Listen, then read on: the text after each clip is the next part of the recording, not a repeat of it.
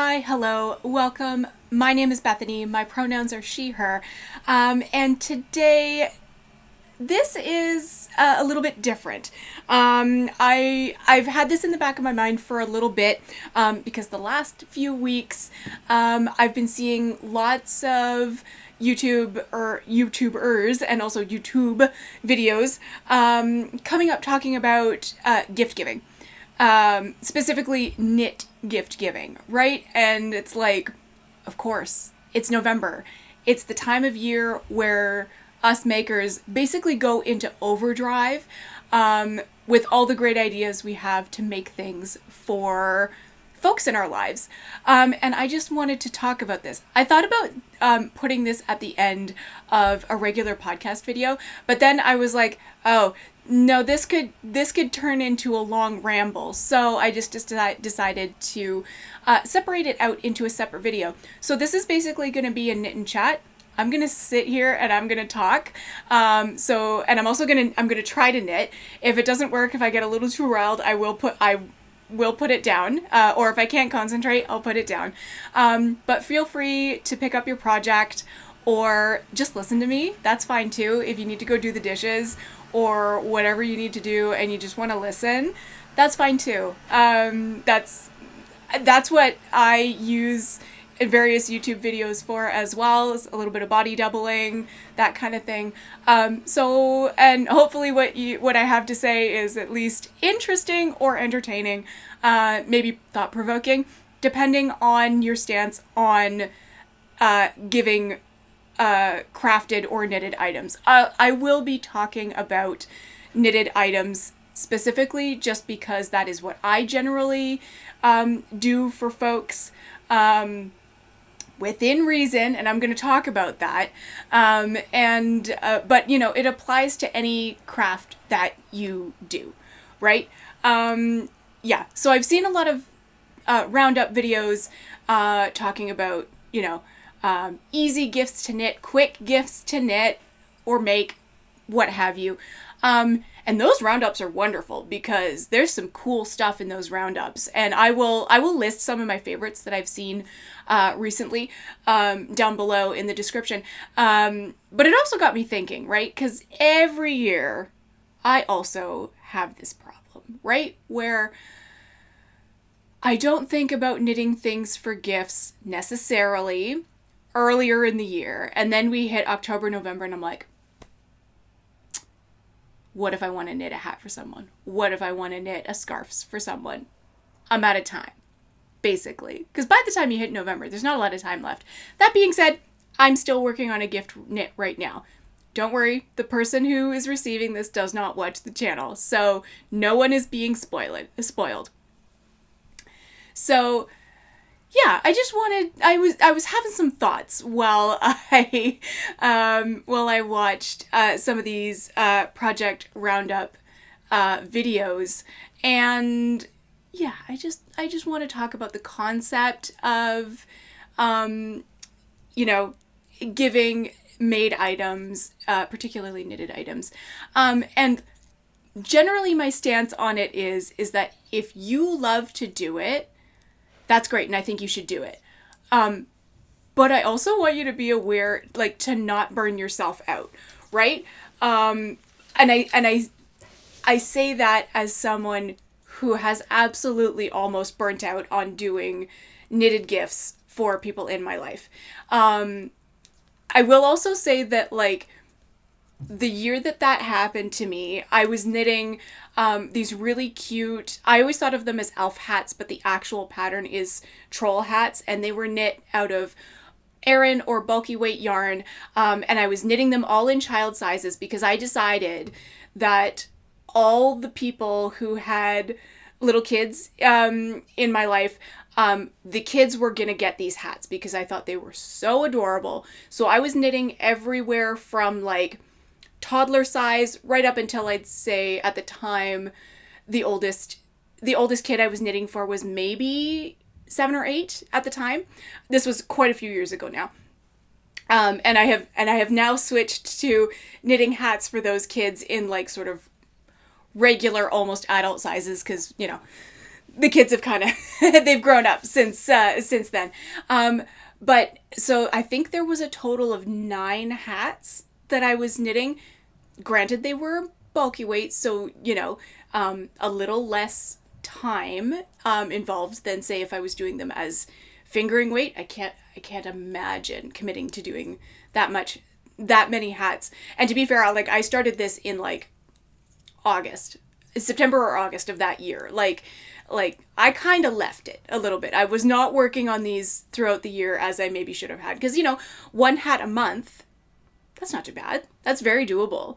But yeah, so I think back on that, and it's like I nearly burnt out on doing knitted gifts for people.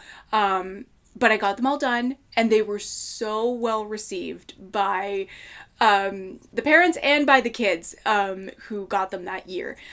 So it was absolutely worth it.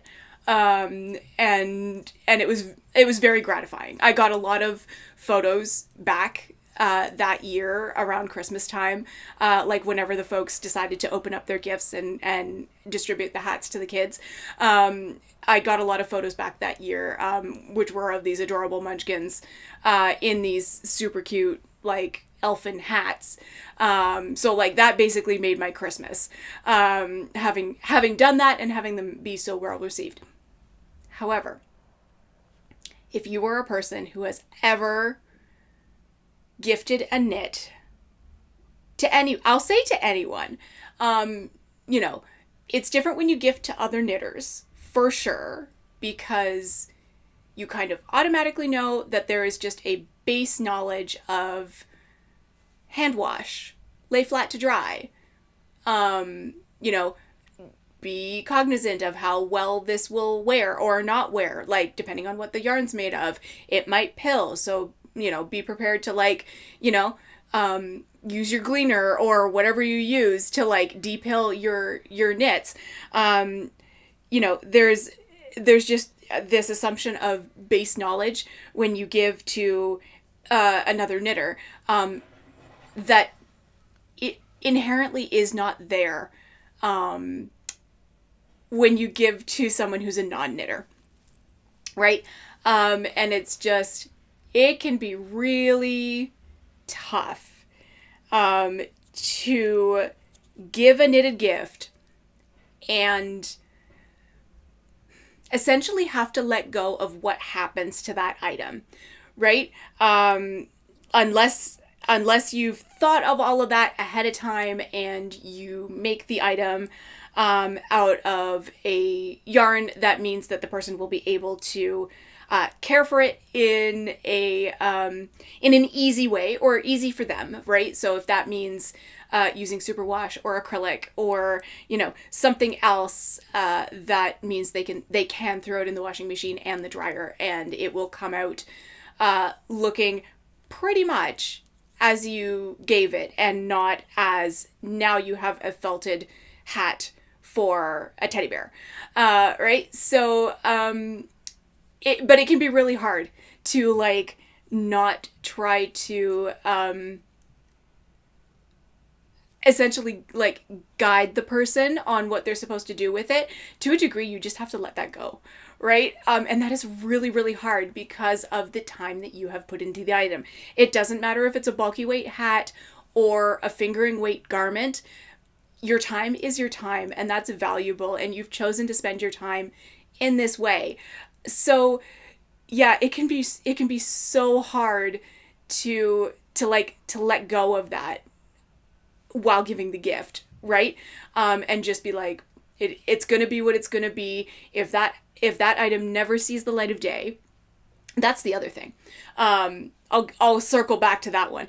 But if this item, like, doesn't make it through the first wash, I have to be okay with that, right? I have to accept that its fate was to be worn once, washed, and then could never be worn again, right? So yeah, I mean, that's all to say that depending on who you're gifting to, you absolutely can give instruction on how to care for the item. I'm not saying don't do that, but just know that people are going to do what they're going to do, and mishaps happen, right?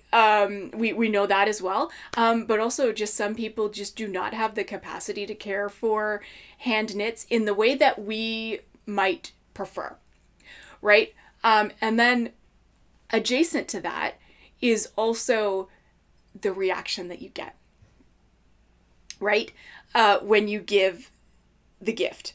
And that can be really hard. I personally have absolutely had instances where I have given a hand knit and had an absolutely underwhelming reaction. I'm not saying that I need somebody to jump up and down and say that this is the absolute greatest gift that they've ever received from anyone in their life. Like, that's not what I'm looking for at all.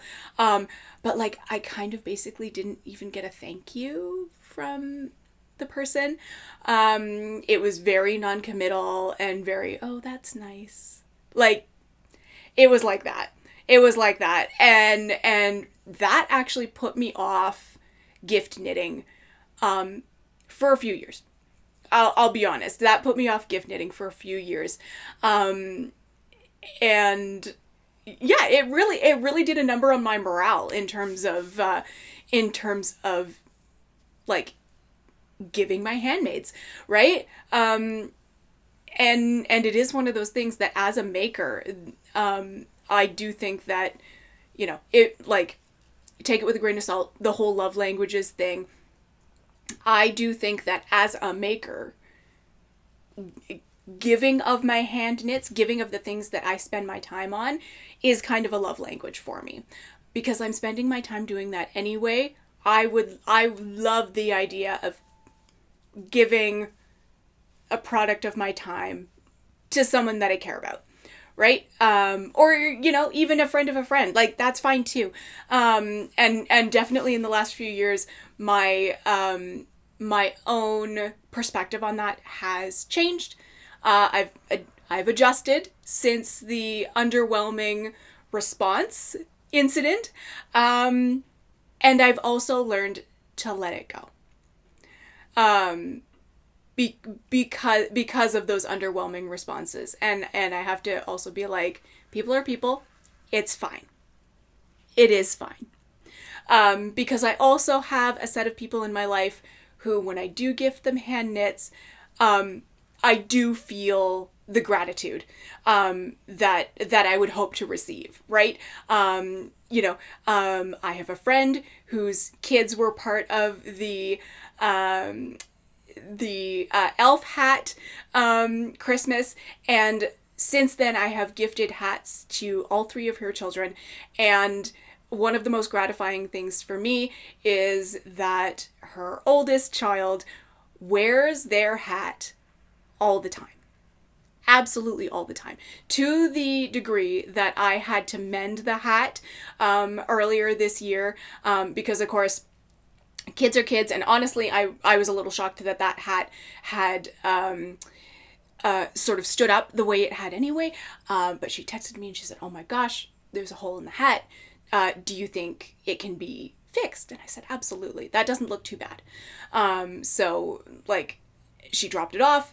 I was actually able to unknit the crown and re-knit it because there was enough yarn still attached to the hat to re-knit it, and I had a little bit left over. So it was fine. I was able to repair it and then give it back to her, and then the kid was just so happy to have their hat back. And like, that is one of the most gratifying gift giving stories that I have. To sort of balance out the non-response incident, you know? So yeah, so I think gift knitting in general is a really, really wonderful thing. I just think you have to be realistic about it. Even while slightly indulging in the fantasy of what it's going to be like when you gift the thing to the person. Right? You can absolutely, like, think about that while you're working on it, but you also have to balance it with, like, it might not be like that, right? And you need to be okay.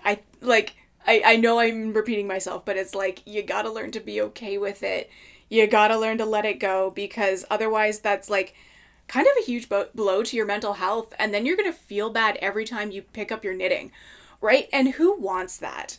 Who wants that? And to a degree, if you would find that kind of reaction way too crushing, then maybe people don't get gift knits from you, and I think that's fine too. You know, uh, unless you have been crafting your entire life, which you might be, you might have been. You have bought, like, we have been able to give gifts to folks before we knit, right? We just chose other things. We chose things, from the mall. We chose things from other makers. To me, that's a really good alternative, actually. If the reaction to your knits is like not what you want it to be, then I'd say find something that person is going to love from another maker, right? And then you just feel like, well, it's still handmade. Because if that's part of your ethos of gift giving, which I think is wonderful, just doing it via small business or via another maker is great, right? You supported another maker, and hopefully the person you're gifting it to is really pleased with what you gave. All of that being said, I want to talk about some tips that I have sort of, I'll say, integrated into my making. For gift giving. After the elf hats that I did, I really had to adjust how many people I decided to give to, unless I came up with a plan to knit gifts all through the year. And that is more like what I do now. My gift knitting probably slows at different times during the year, but I do try to work on things that can be gifts throughout the year now. But if I happen to not do that and we hit like September, and then I'm like, oh, right, I wanted to knit XYZ for person ABC, right? I then adjust my priorities, and I decide, basically, who wins the lottery, who gets a hand knit this year, because I don't want to overwhelm myself in the last few months of the year. And as I heard somebody say, probably on a podcast lately, even though you might like all those holiday preparations that we're doing, it's also work, right? You might enjoy it, but it's still work. And hopefully the whole idea of the holidays is in fact to get some rest, right?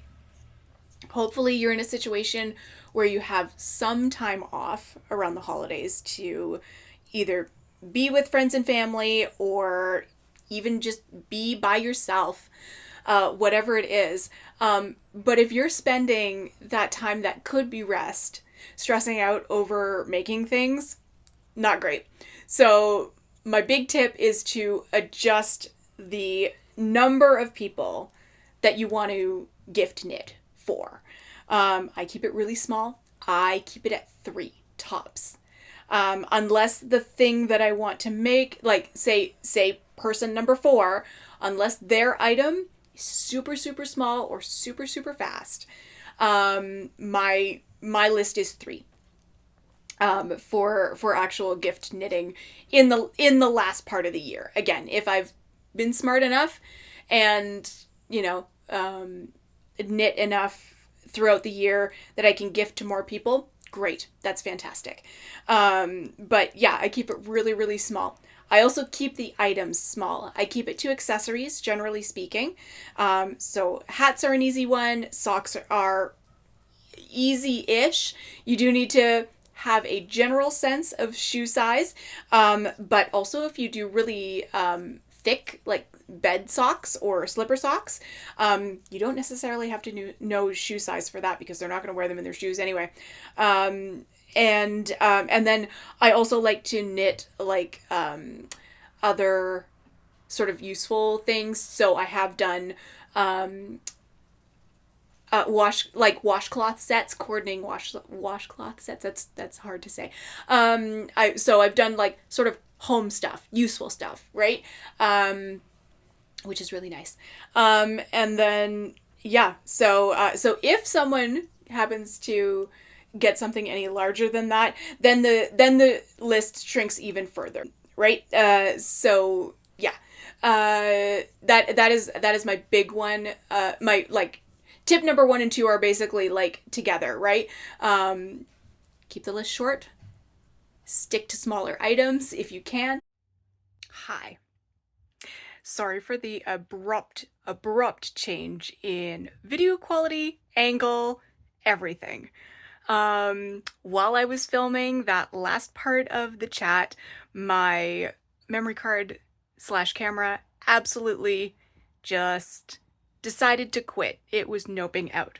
So, not sure where it cut off, but one of my last tips was that I love to work from stash for gift knits and or just buy very specifically for my gift knitting because, you know, then hopefully there isn't too much left over.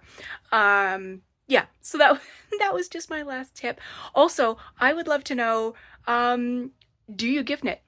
If you do, what do you make? I'd love to have a little chat in the comments about whether anyone who's watching actually gift knits, and if so, what do you do? And also, do you have tips that are different from mine, right? I'd love to know. So, all that being said, I hope that wherever you are feeling safe, you are feeling cozy. I hope you enjoyed this different format of video, and until I see you in my next video, keep those stitches moving.